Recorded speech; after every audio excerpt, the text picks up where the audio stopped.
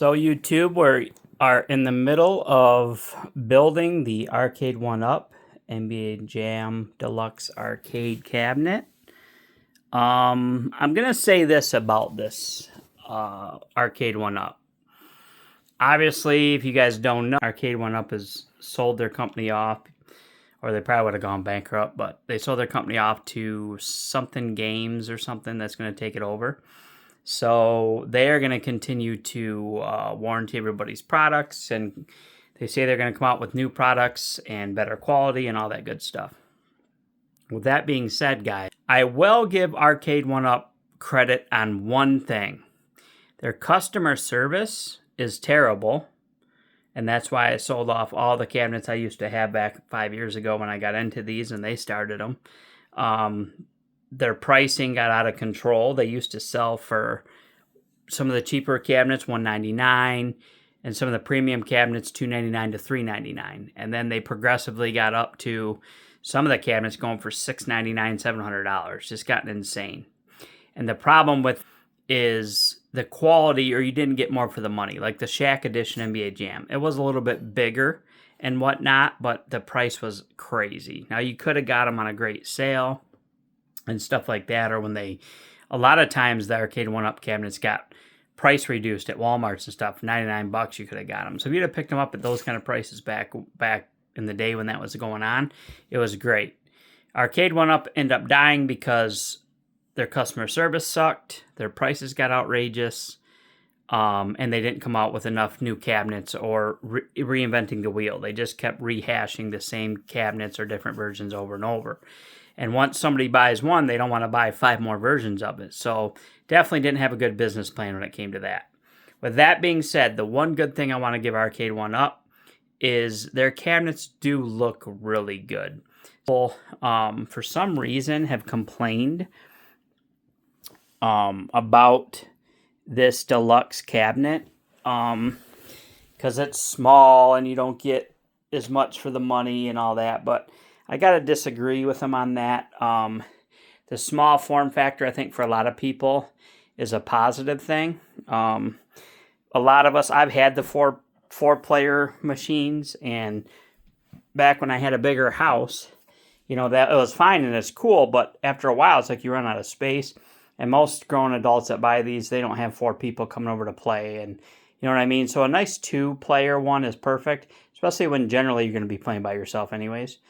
They did add this nice Arcade1up coin door on it, which does look very cool. That was a nice touch. They did take away lighting those things up, but I did find a company for $18 that sells light up LED lights, really professionally well made, that go in the back and actually plug in with an adapter to the light up marquee. And as you guys can see, I went ahead and already drilled the holes. So when they come, all I got to do is slide the back out, pop them in there, and connect, and we're good to go. So they're going to light up. I feel like that was just something Arcade1up didn't need to do. They didn't need to, you know, they're still charging $500 for this thing. So, you know, to take away a feature of something as small as 2 LED bulbs, you know, in order to have something really cool, those are the kind of things that they did that started pushing people away, and that's why they had to sell their company off before they went bankrupt. So I'm actually happy that another company bought them, because I don't have any intentions really of buying a lot more cabinets. I would like to get the Pac-Man cabinet back, because, man, I'm a huge fan of Pac-Man. Kind of miss having that one. That might be about it, because we don't have a gigantic house to put all these things in. But it'll be interesting and cool to still see the company continuing to make these, because Arcade1up started out with an amazing idea and a very cool thing. And I used to have a room full of these things. It was really, really sweet. So a very cool thing, and definitely don't want to see it die, but definitely want to see it get better. With that being said, back to the NBA Jam Arcade Deluxe. They did do a good job. The packaging of it is very well done. It's in this tight box. Even though the box looks a little bit beat up and dirty, everything was packed in super tight, taped up, protected, wrapped in plastic, wrapped in, you know, you guys, I haven't even done this, wrapped all up nice and tight. So that's really well done. The graphics have always, every cabinet I've ever got, the graphics always looked really good. So yes, they're made out of MDF, you can't expect them to be made out of real plywood for the weight and the cost and all that. But the MDF is a solid MDF. I mean, it's very well made. I mean, look how clean and cut they are. They're not shredding apart. The veneers on these, the edges on there are really tight. Like, I'm not worried that these are going to peel off anytime soon. The graphics are sharp and vibrant and colorful. They even come with the caps to hide the holes once you get the caps put on right down there. I mean, so overall, that's the one thing I'll give Arcade1up, is they did create some nice looking cabinets with the cabinets that they made. The graphics and just the way they made them. And building them is not terribly hard. It's taking me a while because I'm watching TV while I'm doing it. But it's really not hard, guys. It's wood dowels, it's screws. All you need pretty much is a screwdriver. And you just pay attention to the directions. And for the most part, it's pretty easy to do. And some nice hardy plastic connectors for the screen. And I mean, look at the graphics on it. It looks super sharp. Pretty excited to have this back.